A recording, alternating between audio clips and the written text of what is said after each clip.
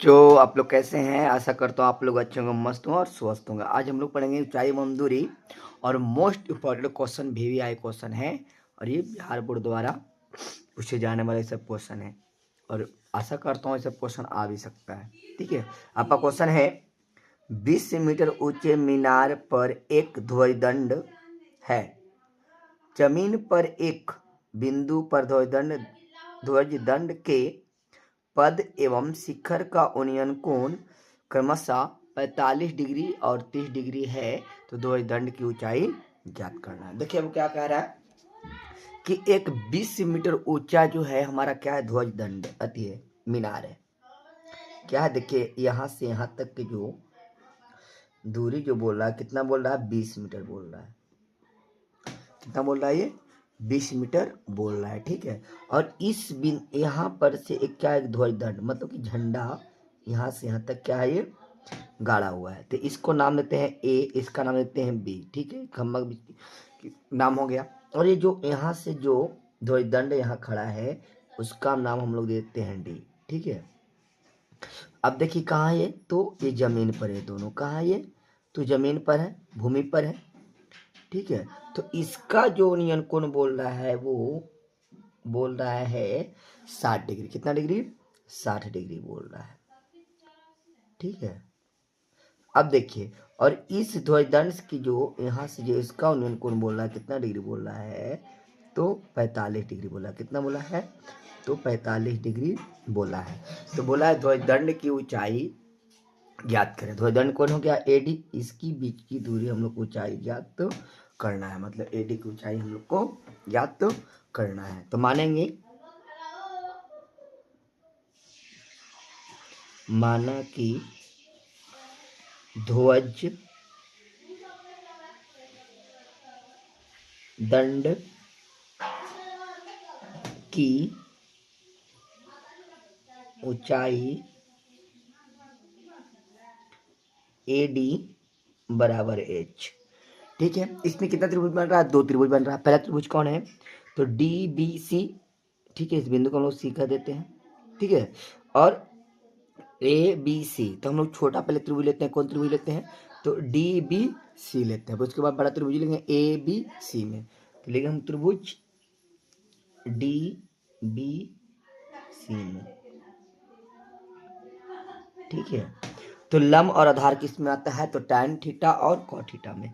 तो लिखेंगे tan theta बराबर डी बी बटा बी सी। ठीक है, टैन कितना डिग्री, तो 45 डिग्री, तो टैन कितना लिख देंगे, 45 डिग्री।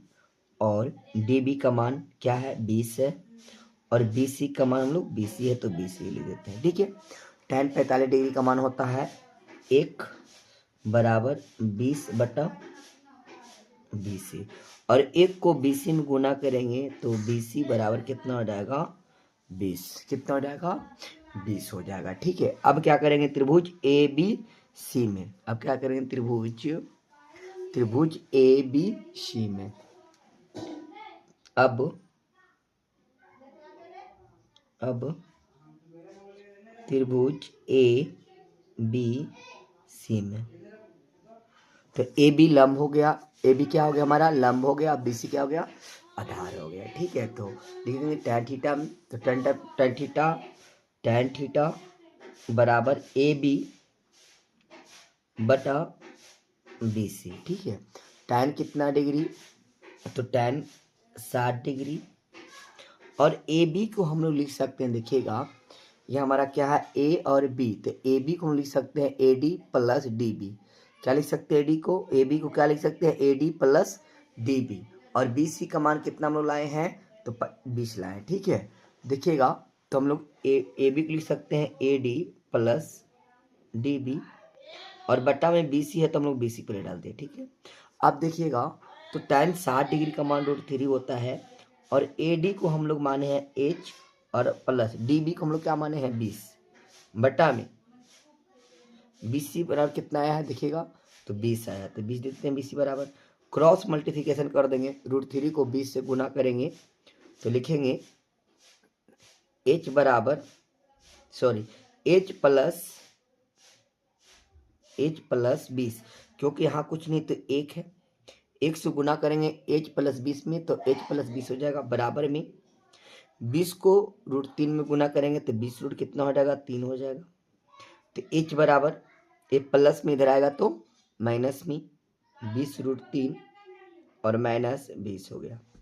ठीक है, अब देखिए 20 और 20 कॉमन है तो एच बराबर 20 इंटू √3 माइनस 1 हो गया। ठीक है, हम लोग को यही लाना था। ठीक है, अब यही लाना था तो √3 का हम लोग मान रख सकते हैं। किसका मान रख सकते हैं, √3 का मान हम लोग रख सकते हैं। तो √3 का मान कितना होता है, या तो हम लोग ऐसे ही छोड़ देते हैं, कोई दिक्कत नहीं है, यही आपका आंसर हो जाएगा। तो लिख देंगे अतः